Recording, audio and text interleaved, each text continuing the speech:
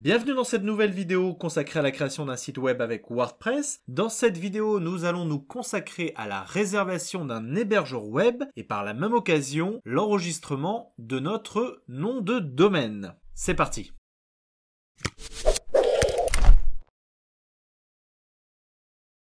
Dans la précédente vidéo, nous avons trouvé notre nom de domaine qui sera en l'occurrence akohara.com. Normalement, à cette étape, de votre côté, vous devez également avoir trouvé votre futur nom de domaine et surtout vérifier sa disponibilité. Nous allons donc venir mettre la première brique de notre futur site web et par conséquent, si vous suivez ce tutoriel, la première brique de votre futur site web. Dans cette vidéo, nous allons donc venir choisir un hébergeur et enregistrer le nom de notre site web. Pour commencer, il serait bien de définir ce qu'est un hébergeur web.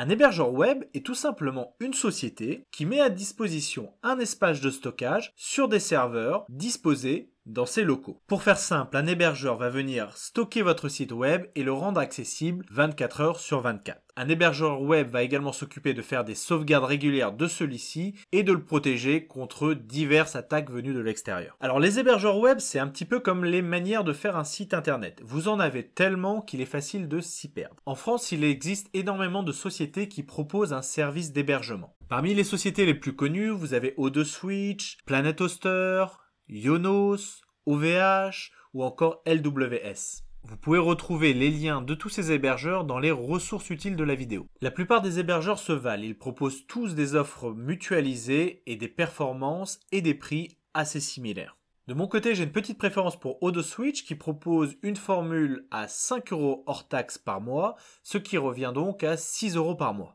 Alors pourquoi O2Switch plutôt qu'un autre hébergeur? Principalement pour deux raisons.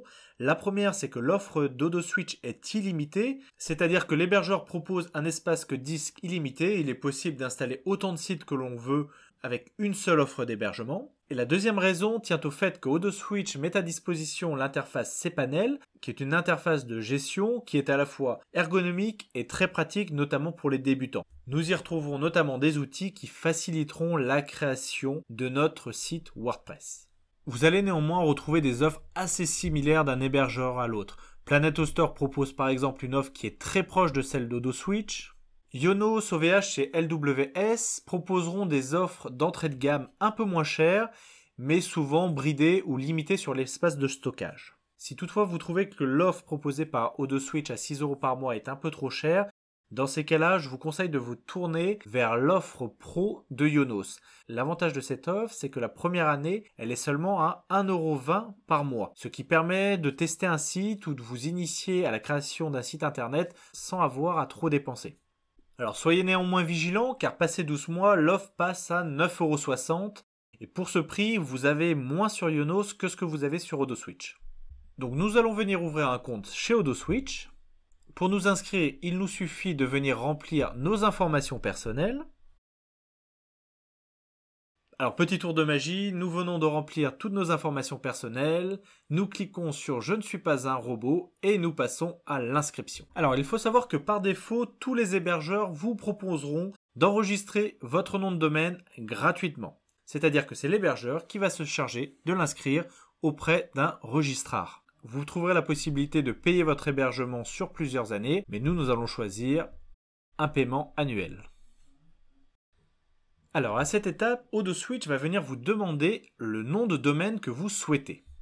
Vous comprenez maintenant pourquoi il était indispensable d'avoir trouvé celui-ci avant de venir réserver son hébergeur. De notre côté, notre nom de domaine n'a pas changé, celui-ci va être Akohara. O2Switch va venir vous proposer plusieurs extensions. De notre côté, nous avions choisi le .com et nous allons rester sur notre choix initial. Le .com est vraiment une extension généraliste. Alors nous allons cliquer sur poursuivre la commande et nous arrivons sur la page des conditions de vente. Alors si vous le souhaitez, vous pouvez prendre connaissance des conditions générales de vente, mais nous de notre côté, on va directement se rendre en bas de page et choisir un moyen de paiement. Vous trouverez plusieurs moyens de paiement qui vous sont proposés. Dans notre cas, nous allons par exemple venir choisir PayPal et nous allons venir terminer la commande. Alors une fois votre paiement réalisé, qu'il soit par carte ou par PayPal, vous allez arriver sur cette page de confirmation. Cette page vient vous confirmer que votre commande a bien été prise en compte. pour avoir accès à votre cPanel, le temps que OdoSwitch vienne réserver votre nom de domaine. L'activation peut varier chez OdoSwitch, notamment si l'extension que vous avez choisie est une extension nationale, mais en général, ça ne dépasse jamais 24 heures. De notre côté, notre inscription est finalisée, il ne nous reste plus qu'à attendre notre mail de confirmation sur lequel nous allons retrouver nos identifiants. Voilà pour la réservation d'un hébergeur web et l'enregistrement d'un nom de domaine. On se retrouve dans la prochaine vidéo avec l'ensemble de nos identifiants et mots de passe pour commencer à créer notre site WordPress. À tout de suite.